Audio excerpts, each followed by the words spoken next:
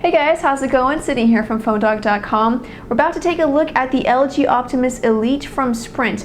This is a new kind of low-end Android device. It has a 3.5-inch display, an 800 megahertz processor, and 512 megabytes of RAM with a 5-megapixel camera. So, not the most impressive specs in the world, but the hope is that it's going to be a good, low-end, inexpensive phone. It's only $30 on contract. So if you want something that doesn't cost, $200-300, but you still want it to be a good phone, the Optimus Elite might be a good option for you. We're going to find out throughout the test period. We're going to get some first impressions in this unboxing, take a look at a couple of the features. It is an eco-friendly device, and so it's made out of recyclable materials.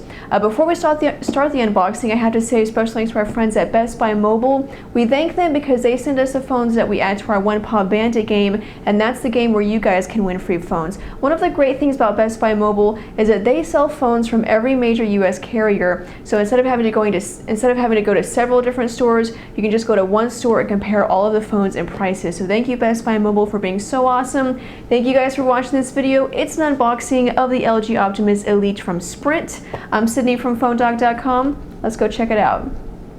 So as I mentioned in the intro, the Optimus Elite is an eco-friendly phone. So as you can see, the packaging, it's fully recyclable, it's printed with soy inks and contains up to 87% post-consumer paper and was engineered with a glueless construction. I was reading that straight from the PR notes. The phone is eco-friendly and the packaging is fully recyclable.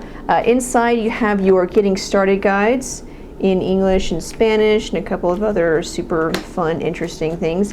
Recycling package, so you can send back your own old phone. Chart or data cable and the AC adapter, probably micro USB, but we'll check just in case. Yes, it is micro USB. And then I don't know if there's anything. I don't think there's anything in there.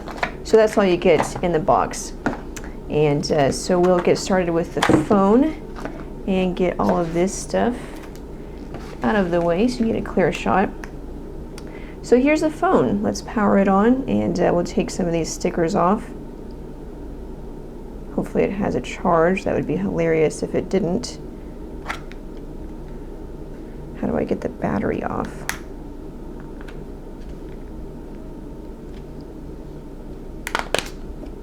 Okay.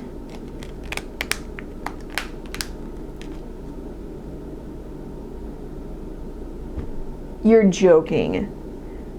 No charge. Wow. So eco-friendly they didn't even want to charge it. Alright, I'm going to plug this in and then we'll take a look at it. Okay, so we have it plugged in and it is charging. Let me take this off. However, as you can see, not enough charge to start. So we're going to take a quick hardware tour while that's getting ready. On the front, you have a 3.5-inch display, resolution of 320 by 480. You can see this is an Android 2.3 device, and so you still have these 4 Android buttons with Android 4.0. This is taken down to 3, but you have 4 here, so home, menu, back, and search. And then on the left side, we have two volume rocker buttons. On the right side, there's nothing, so no dedicated camera key. On the top is the power button, screen lock button, and the 3.5mm headphone jack, and as you can see, the micro USB port is on the bottom along with the microphone. On the back, you have a 5-megapixel camera, autofocus, as well as an LED flash. Interestingly, a self-portrait mirror. Just a couple of weeks ago, I got another phone that had a self-portrait mirror, and I hadn't seen it in years, and now this is like the second time in a month there's another one with a self-portrait mirror, so kind of interesting there. And it does capture video, but only 480p WVGA video, but 5-megapixel camera on the front, or on the back. On the front, there is no front-facing camera.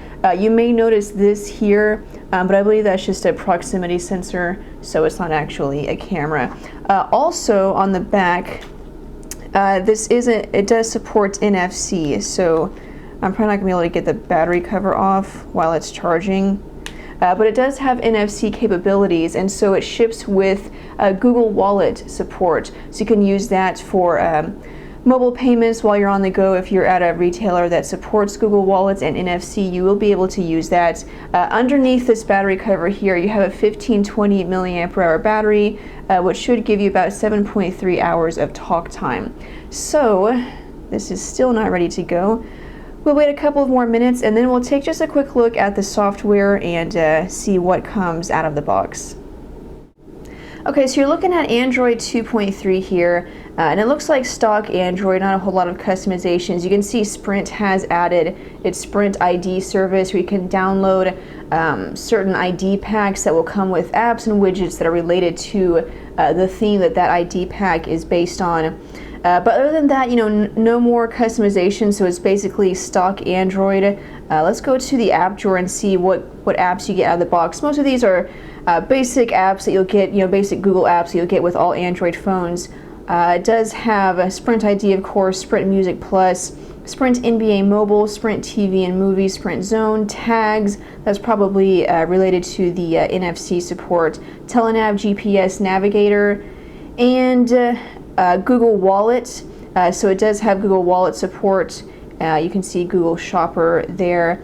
Let's go over to the keyboard. Again, like I said, this is a 3.5-inch display, resolution of 320 by 480. So, the text is a little bit pixelated. When I get close, you can see there it's kind of rough around the edges. But overall, the display looks pretty clear and bright. For display with this resolution, it actually looks pretty good. So you have the stock Android gingerbread keyboard here. So we'll type out the quick brown fox is tired. I totally screwed that one up. And then along with that, you also have swipe. So you can use this, the quick brown fox, the quick Britain fix. So there's that. But 3.5 inches, it's kind of comfortable typing, and of course you can use it in landscape mode when you're typing, and the keyboard will be a little bit larger. But it's about the size of the iPhone, so it may be too small for some, but it's definitely better than some low-end phones that have like a 3.2-inch display. I think that's definitely too small. Overall, the screen, it seems responsive so far. That 800 megahertz processor seems to be doing a pretty good job. And that's a quick look at the phone, the LG Optimus Elite. This is available now from Sprint for $29.99 after a $50 mail-in rebate. It will also be available on Virgin Mobile, but it's not there. It's not available yet. So keep it on Phone Dog. I'm going to post my first impressions of the Optimus Elite, and then I'll come back with my full review and tell you what it's like, how it performs, is it worth it, or should you go with something else with a little more oomph, a little more power. We'll find out in the full review. I'm Sydney from PhoneDog.com. Follow me on Twitter if you'd like, at PhoneDog_Sydney. Keep it on the site for more news, updates, and reviews. Thanks guys for watching, and I'll see you guys later. Bye.